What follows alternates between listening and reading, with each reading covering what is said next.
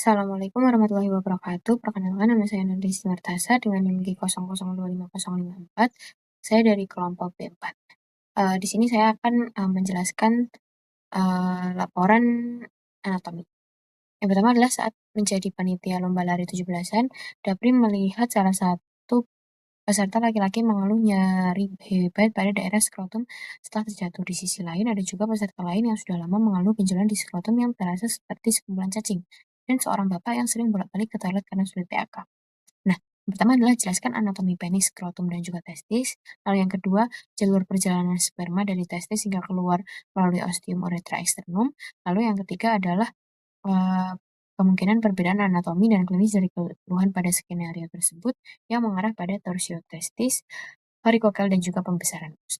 Pertama adalah penjelasan mengenai penis yang ada di kotak merah, kemudian skrotum di lingkaran biru, dan juga testis di lingkaran hijau. Yang pertama adalah penis. Penis merupakan suatu organ berbentuk tubuler yang merupakan alat kopulasi pria. Nah, penis ini dia merupakan organ yang homolog dengan glans klitoris pada wanita. Lalu penis juga terdiri dari dua pars, yaitu ada pars fixa yang ada di pangkal dan juga pars libera yang bebas dan ada di bagian ujung. Nah, pars fixa sendiri itu terdiri dari bulbus dan juga crus penis, sedangkan yang pars libera itu terdiri dari corpus spongiosum dan juga corpora cavernosum. Jadi di sini adalah gambar lebih lanjut dari pars penis. Jadi di bagian bawah itu ada pars fixa di mana bulbus penis itu yang ada di bagian tengah itu nanti akan memanjang menjadi corpus spongiosum di mana ujungnya nanti juga akan menjadi glans penis. Lalu di samping kanan dan kiri ada crus penis dextra et sinistra yang memanjang menjadi corpora cavernosa. Nah, corpora cavernosa ini adalah corpora yang digunakan untuk uh, melakukan ereksi. Nah, kemudian di bagian pars fixa ini terdapat centrum tendineum perinei atau corpus perineae. Nah, kemudian ada juga musculus sphincter ani externus dan juga ada membrana perinei.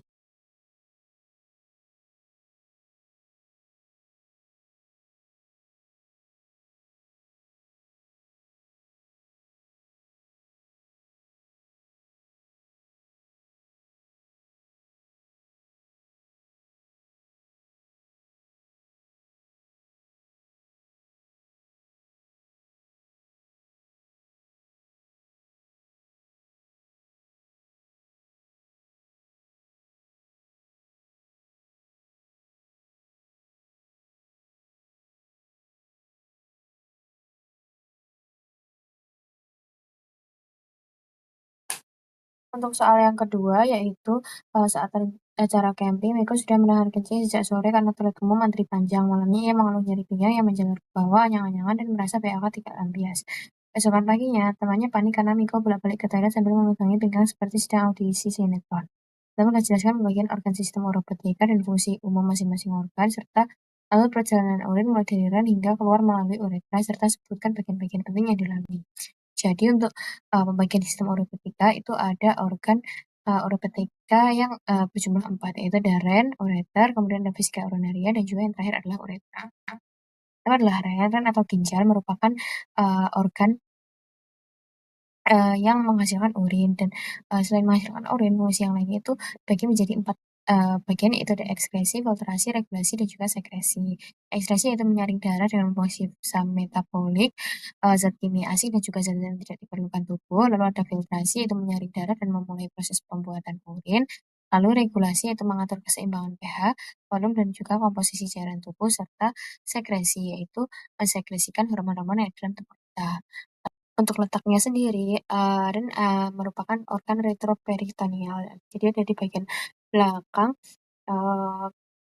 peritoneal dan juga pada dinding posterior abdomen. Lalu terdapat glandula adrenal di polus superior atau di bagian atas dari ginjal. Untuk letak skeletopisnya, untuk hernia sinistra itu di bagian superiornya adalah setinggi vertebra thoracial 12 dan bagian inferiornya ada di vertebra lumbal 3. Untuk Ren Dexter itu tuh dia lebih rendah setengah vertebrat karena adanya perdesakan dari lobus hepar. Lalu selanjutnya untuk vaskularisasi itu pertama dimulai dari aorta abdominalis. Nah, itu ada arteri renalis yang kemudian menuju ke arteri segmentalis yang ada di bagian awal sebelum masuk ke lobulus-lobulus. Lalu ada arteri lobaris, kemudian ada arteri interlobaris. Dari arteri interlobaris itu akan masuk ke arteri arcuata itu yang melengkung kemudian ke arteri interlobularis. Ada di lobulus-lobulus kecilnya. Kemudian baru menuju ke arteriol aferen. Nah, di arteriol aferen itu akan menuju ke glomerulus. Di glomerulus itu kan nanti ada filtrasi, kemudian ada eh, sekresi, reabsorpsi, dan lain-lain, lalu akan menuju ke arteriol eferen. Dari arteriol eferen itu tuh nantinya akan mengalir menuju ke vena, yaitu ada ke vena recta. Nah, dari situ akan menuju ke vena interlobularis. Dari vena interlobularis akan menuju ke vena arcuata, lalu ke vena interlobar, dan juga menuju ke vena renalis sebelum akhirnya ke vena cava inferior. Selanjutnya adalah ureter. Ureter ini merupakan saluran muskular bentuk pipa yang membentang dari aren ke fasies posterior vesika urinaria. Ureter ini memasuki apertura pelvic superior dan akan berjalan di anterior dari perjalanan arteri iliaca communis lalu ke lateral sepanjang dinding dan dasar pelvis itu akan memasuki basis vesika urinaria itu dalam posisi miring atau diagonal untuk mencegah reflux. Lalu mungkin untuk tambahan adalah dalam pelvis ureter itu nanti akan disilangi oleh ductus deferens dan juga arteri uterina. Lalu ada penyempitan pada ureter. Jadi ada 3 penyempitan pada ureter. Yang pertama ada ureteropelvic junction, yaitu peralihan dari pelvis renalis ke ureter. Lalu yang kedua ada bifurcarsio arteri iliaca communis yang merupakan persilangan dengan arteri iliaca communis. Dan yang terakhir adalah ketika memasuki vesika urinaria. Kemudian di 3 penyempitan ureter ini kadang bisa terjadi ureterolithiasis atau batu uret. Yang terakhir adalah yang ketiga adalah vesika urinaria. Jadi vesika urinaria itu merupakan suatu kantong muskulus membranosa yang berfungsi untuk menampung urin. Letaknya ada di kafum pelvis saat kondisi kosong dan nantinya akan mengembang sampai ke superior eh, dan sampai ke kafum abdomen ketika penuh. Bentuknya itu seperti piramid, lalu memiliki apex bagian anteriornya, lalu ada basis di bagian posteriornya, dan satu fasies superior serta 2 fasies inferolateral. Lalu ini ada perbedaan posisi vesika urinaria pada pria dan juga wanita. Di pria itu ada di antara pubis dan juga rektum, sedangkan pada wanita itu di antara pubis dan uterus. Ini ada refleks berkemih, jadi saat kita vesika urinarianya itu penuh, nanti kita akan merasakan yang namanya refleks berkemih. Nah, refleks berkemih ini dimulai dari ketika volume urin mencapai 300 ml. Nantinya vesika urinaria akan teregang dan akan mengirimkan impuls aferen ke otak, sehingga nanti orang akan sadar bahwa dia ingin berkemih. Impuls aferen tadi akan dibawa serabut aferen melalui nervis planiki pelviki menuju medula spinalis sakral 2-4. Nah, sebagian serabut efernya akan berjalan bersama saraf simpatis dan masuk ke medula spinalis segmen lumbar 1 dan 2. Impuls eferen berjalan melalui medula spinalis segmen sakral 2 dan 4 dan akan meningkatkan kontraksi muskulus detrusor yang akan mengosongkan urin dari vesika urinaria. Jadi untuk uh, muskulusnya itu ketika kontraksi itu dengan muskulus sphincter vesicae, sedangkan relaksasinya dengan muskulus detrusor namun saat kencingnya itu kontraksinya dengan muskulus detrusor dan relaksasinya dengan muskulus sphincter vesicae. Lalu ini ada perbedaan dari uretra. Uretra ini kan merupakan saluran yang menghubungkan urin dari vesika urinaria menuju ke luar dari tubuh. Nah, ini ada perbedaannya antara pria dan juga wanita. Untuk pria itu tuh dia lebih panjang sekitar 15 sampai 20 cm dan dilalui oleh urin serta cairan semen, bukan hanya urin saja jadinya. Lalu membentang dari orifisium uretra internum pada vesika urinaria hingga orifisium uretra externum pada ujung penis. Pada penil uretra itu terdapat glandula uretra yang akan menghasilkan mukus. Sedangkan pada wanita lebih pendek sekitar 4 sampai 5 cm dan memang hanya dilalui oleh urin saja, membentang dari vesika urinaria hingga orifisium uretra externum pada dorsal glans clitoris. Lalu untuk di wanita itu mengandung dua glandula, yaitu ada parauretral yang nanti akan menghasilkan parauretral mukus.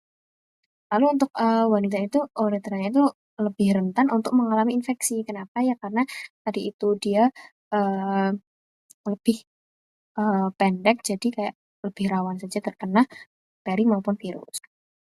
Lalu ini adalah arah perjalanan dari urin. Yang pertama, urin itu kan dia dihasilkan oleh ginjal. Jadi dia disaring di ginjal tepatnya di nefron. Lalu kemudian dia akan menuju ke tubulus contortus proximal. Di situ dia akan mengalami reabsorpsi, lalu akan menuju ke tubulus descendens dari ansa Henle. Lalu akan menuju ke bagian lengkungnya atau lobe, baru kemudian menuju ke tubulus ascendens dari ansa Henle.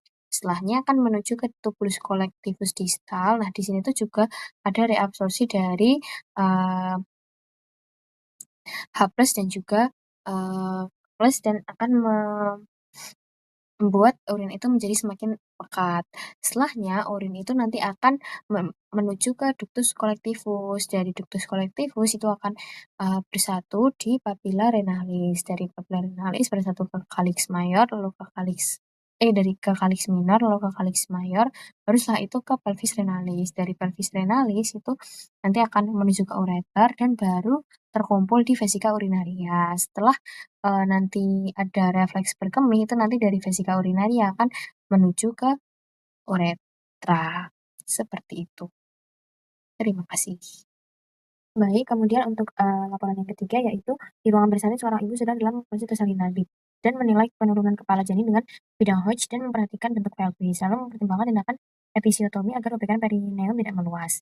Jelaskan dasar pelvis dan perineum, termasuk diafragma pelvis, membrana perineis, spasium perinei profundum, serta pembagian regio urogenital dan regio analis. Kemudian yang B, jelaskan hubungan anatomi pelvis dengan kondisi klinis skenario, terutama mengenai perbedaan pelvis dan wanita, bidang Hodge dan juga episiotomi. Kemudian ini yang pertama adalah diafragma pelvis. Jadi diafragma pelvis ini tuh dibentuk dari 3 lapisan, yaitu ada diafragma pelvis itu sendiri yang berbentuk muskulus dan juga kemudian yang kedua membrana perinei yang merupakan jaringan ikat serta yang terakhir adalah spasium perinei profundum. Yang pertama adalah diafragma pelvis atau pelvic floor yang dilihat dari bagian atas. Jadi terdapat otot yang menyusun yaitu ada musculus levator ani, oligoarcus tendineus yang merupakan penebalan dari fascia pelvis. Nah, untuk insersionya itu dibagi menjadi 3, yaitu ada serabut anteriornya oleh musculus puborectalis yang berinsersi pada corpus anococcygeus, dan itu tuh lebih terlihat dari bagian inferior. Kalau dari yang anterior itu nggak terlalu terlihat. Kemudian ada serabut intermedia yaitu musculus pubococcygeus yang berinsersi juga pada corpus anococcygeus. Lalu yang terakhir serabut posterior yaitu musculus iliococcygeus yang berinsersi pada corpus anococcygeus dan oscoccygeus. Inervasinya itu ada pada cabang-cabang nervus sacralis 3 sampai ke 4. Fungsinya dari diafragma pelvis ini adalah menyokong dan mempertahankan viscera pelvis pada tempatnya, mencegah peningkatan tekanan di dalam pelvis selama mengejan, dan mendorong otot-otot abdomen saat batuk. Nah, selain itu ada juga musculus coccygeus yang berorigo pada spina ischiadica, lalu berinsersi pada os sacrum dan juga os coccygeus, dan berinervasi di cabang-cabang nervus sacralis 3 dan 4. Fungsinya untuk menopang di diafragma pelvis itu sendiri. Lalu ini pada bagian dilihat dari bagian inferior atau bagian bawahnya ada musculus pubococcygeus, lalu ada musculus obturator internus, lalu ada musculus puborectalis, kemudian ada musculus iliococcygeus. Selanjutnya adalah membrana perineum dan juga spasium perineum profundum. Jadi membrana perineum merupakan fascia tebal yang membentuk segitiga yang melekat pada kerangka tulang arcus pubicus. Letaknya horizontal dan ke arah anterior terdapat suatu celah kecil di antara membrana dan ligamen pubicum inferius. Di atasnya berhubungan dengan suatu ruangan tipis yang disebut dengan spasium perineum profundum dan memiliki lembaran otot rangka yang berfungsi sebagai sphincter, terutama untuk uretra dan sebagai stabilisator tepi posterior membrana perineum. Bisa dilihat pada gambar itu ada eee sedikit eee gambaran dari membrana perineum dan juga spasium perineum profundum pada pria. Lalu kemudian ini ada perbedaannya dari pria dan juga wanita. Jadi untuk di pria itu tuh dia cuman ada musculus sphincter uretra externum dan juga osseum uretra externum.